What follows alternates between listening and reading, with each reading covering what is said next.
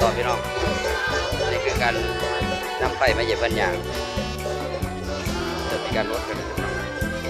นี่ครับมีเขตเป็นวงดงกวางเนาะจะก็คือเขตแถบภูไทยเข้าสวนไปเขตดงโป่งดงกวางจะเป็นแบบนี้เราจะมีการปลูกกาแฟเนาะจะได้ก่อนจะขึ้นเดือน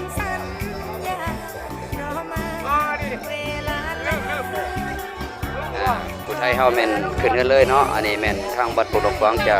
บ่ได้ขึ้นเดือนก่อนเนาะจะต้องได้มีการย่ำก่อนก็จะได้ขึ้นประเพณีอันแม่นที่เฮาบ่เคยเห็นเนาะ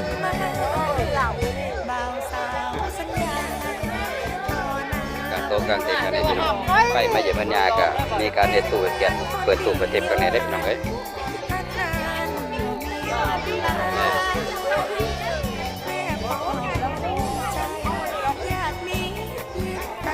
ผู้ค้าก็เห็นนี่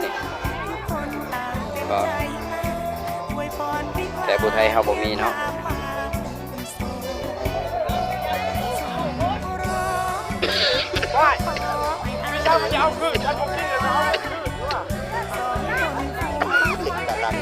จะมีการล้างตีนคือเก่าเนาะล้างตีนไปด้วยครับล้างแห่เคยคือกันนี่แห่ไฟขึ้นหน้าป่ะเพื่อจะไฟน้ำเต้าแล้วจะมีการกางจ้องใส่กุ๊บเนาะนี่บ่คือเฮาเนี่ยนี่ผู้ขาก็เห็นเนาะทางเขตตรงฝั่งนกกวางฮักได้ดอกก็ด้วยฮักได้ดอกนี่เห็นบ่นี่จะมีการเหยียบแล้วก็จะหดเหมือนกับอันนั้นเฮ็ดเอาอะไรเฮ็ดเล่านี่คือเล่าเห็นบ่แล้วเขาจะจูงขึ้นเหมือนกับจูงเคยพี่น้องจะเป็นเซตพิธีนะพี่น้อง